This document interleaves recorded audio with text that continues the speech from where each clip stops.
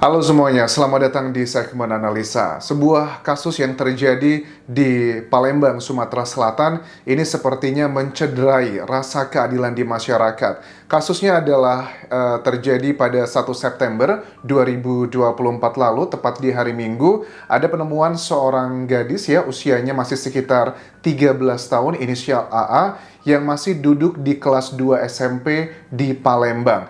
Dengan para pelaku ini yang menghabisi dia adalah 4 orang. Pertama adalah 16 tahun inisial IS yang merupakan kekasih dari korban ini. Kemudian ada 3 orang lagi lainnya yang usianya itu pertama 13 tahun, yang kedua 12 tahun, dan ketiga pun juga 12 tahun atas inisial MZ, NS, dan juga AS. Yang ngebuat masyarakat geram dengan peristiwa ini adalah pihak kepolisian dari Kapolrestabes Palembang, Kombes Pol Haryo Sugihartono mengatakan ke media bahwa yang dilakukan penahanan saat ini adalah yang berusia 16 tahun. Sementara untuk ketiga tersangka lainnya, bukan tersangka juga, mereka tidak ditahan dan mereka dikembalikan lagi ke orang tuanya dengan alasan ini adalah sesuai Undang-Undang Perlindungan Anak pasal 32, di mana memang betul aku cek di sini disebutkan bahwa kalau anak itu usianya di bawah 14 tahun itu tidak boleh dilakukan penahanan. Tetapi satu hal yang nggak bisa kita pungkiri, kalau ada sebuah kebijakan, sebuah aturan yang nggak cocok dan mencederai rasa keadilan di masyarakat, kita kan masyarakat juga punya perasaan ya, kok begitu? Terus hukumannya apa dong buat 3 orang lainnya? Karena perilaku dan juga peranan mereka ini juga bukan sekedar ngelihat, bukan sekedar nonton, tapi mereka ini ada peranannya. Kita akan bahas pertama adalah kronologinya seperti apa. Kalau awalnya dari kekasih dari korban inisial AA ini, si S yang 16 tahun, dia ini kan memang sudah merencanakan dengan teman-temannya tersebut untuk mengerjailah si AA tersebut. Awalnya karena mereka memiliki hubungan teman dekat ya atau pacar gitu, diteleponlah si AA, ayo dong kita main-main gitu ke sebuah pemakaman China di sana. Yang ini kalau aku masih inget-inget ya, dulu waktu aku tinggal di Lampung, tahun lama sih, mungkin sekitar ya tahun 2000 ya, itu memang identik ya, mohon maaf nih kalau aku salah.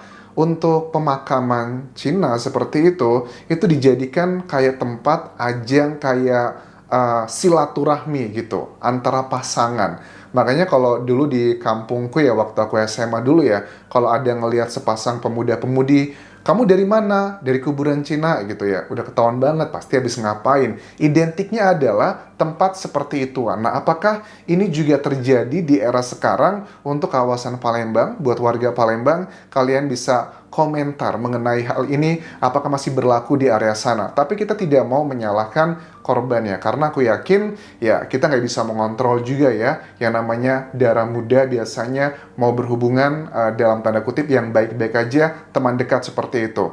Nah, pada saat itu dikatakan bahwa si inisial IS 16 tahun ini pada saat kekasihnya AA ini sudah datang ke kuburan Cina tersebut, lantas diperlakukan dengan tidak pantas. Pertama, mulai dari mulutnya ditutupi sampai dia lemas, sampai dibegitukan. Dan nggak cukup dengan IS sendiri, ternyata sudah ada 3 orang lainnya yang masih usia 13, 12 tahun, 2 orang lainnya, itu mereka setelah IS selesai membegitukan, mereka lantas membegitukannya juga. Alasan mereka bilang, kenapa kalian melakukan hal seperti itu? Kata mereka gini, soalnya kami ini baru aja nonton video yang begituan di salah satu handphone tersangka miliknya IS. Karena IS ini termasuk pengkoleksi video-video biru seperti itu. Pada saat mereka selesai menonton tersebut, makanya ada muncul inisiatif, yaudah deh kita coba pacar kamu gitu. Dan mereka memang mengakui bahwa tidak ada niat untuk menghabisi, hanya mau bagian tersebut aja. Tapi I don't think so ini adalah sebuah kebenaran, karena Usia-usia 16 tahun zaman sekarang, 13 tahun dan 12 tahun zaman sekarang, itu berbeda teman-teman dengan usia 16 tahun atau 13 tahun zaman tahun 90-an atau zaman aku lah gitu. Kalau pada saat usia belasan seperti itu zaman dulu, kita mungkin lugu-lugu aja nggak kepikiran hal yang seperti itu. Tapi usia 12 tahun zaman sekarang menurut aku tuh dengan perkembangan zaman teknologi, vitamin, gizi, pikiran mereka tuh sudah seperti usia 20 tahun loh. Makanya banyak masyarakat yang sangat kecewa kenapa ketiga orang lainnya tidak dilakukan penahanan. Walaupun sekarang dari pihak kepolisian mengatakan mereka sekarang sedang dititipkan di sebuah kayak panti penitipan anak karena permintaan dari orang tua mereka. Mereka takut kalau nanti ketiga orang ini pulang ke rumah akan terjadi seperti hukum rimba. Keluarga akan datang menyerang seperti itu karena karakteristik orang Sumatera, apalagi juga di Palembang, termasuk di daerah yang cukup tinggi tingkat emosionalnya, apalagi sudah urusan seperti ini. Udin, ayah dari korban ini pun juga mengatakan, saya nggak rela dan nggak terima melihat mereka tidak ditahan dan cuma satu doang. Kalau memang tidak dilakukan penahanan, ya siap-siap aja akan terjadi hal-hal yang tidak diinginkan. Makanya keluarga dari ketiga usia yang 13 dan 12 tahun tersebut meminta bantuan polisi untuk diamankan. Nah, setelah selesai dibegitukan, ini juga yang ngebuat aku miris ya. Setelah selesai di TKP yang pertama, AA ini dibawa ke tempat lain lagi yang jaraknya sekitar 800 meter, jalan kaki sekitar 10 menit, padahal dia itu sudah nggak bernafas lagi dan sudah tidak ada di dunia ini lagi, tapi masih terus dibegitukan dengan gaya masing-masing yang terinspirasi dari film-film yang ada di koleksi HP para tersangka. Dan yang membegitukan tuh semuanya. Padahal udah jelas-jelas dia udah nggak bernafas lagi. Jadi menurut aku, kalau dikatakan bahwa kita sesuai undang-undang dong Anjas, bahwa hukum itu bukanlah alat balas dendam, tapi untuk ngebuat mereka bisa memperbaiki diri. Ya, di mana letak memperbaiki diri? Kalau dilakukan penahanan juga tidak. Ya, alasan dengan undang-undang. Menurut aku, ini ada sesuatu hal yang harus dirubah ya undang-undangnya ya. Misalnya bahwa kalau perbuatan dari yang usia di bawah 14 tahun tersebut menyebabkan meninggal dunia atau hal-hal yang major lainnya, itu ada pengecualiannya. Mungkin pasal ini berlaku hanya untuk hal-hal yang sifatnya kenakalan remaja, bukan hal yang kriminal seperti ini. Ini bagian yang menurut aku memang sudah nggak bisa dipungkiri, bukan terjadi kali ini saja. Beberapa waktu lalu pun juga kasus yang mirip seperti ini pun juga pernah terjadi, tapi tetap ini kayak menjadi kayak tameng, undang-undang gitu alasannya. Dan saat ini pun kalau aku lihat dari ketiga orang yang tidak ditahan ini, ada beberapa hal yang ngebuat aku kesel ya.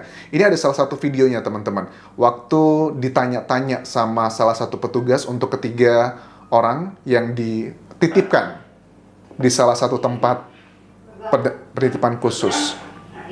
Sehat semuanya? Alhamdulillah sehat ya. Jadi anak-anakku, kamu sekarang sudah di sini ya, ikuti peraturan di sini, ikuti rehabilitasi di sini.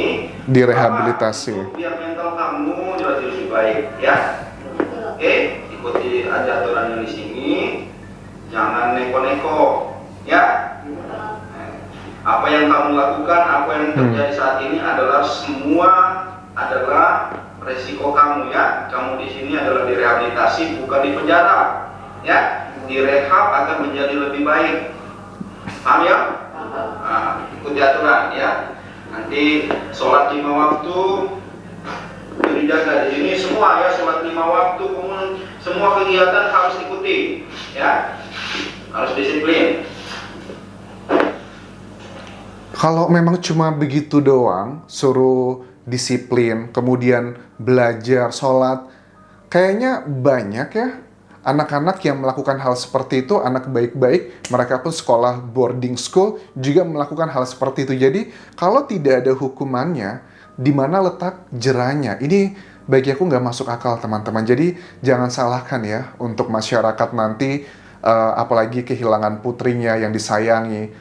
AA usia 13 tahun ini bukan cuma punya orang tua, tapi dia juga punya kakak, punya paman, punya saudara.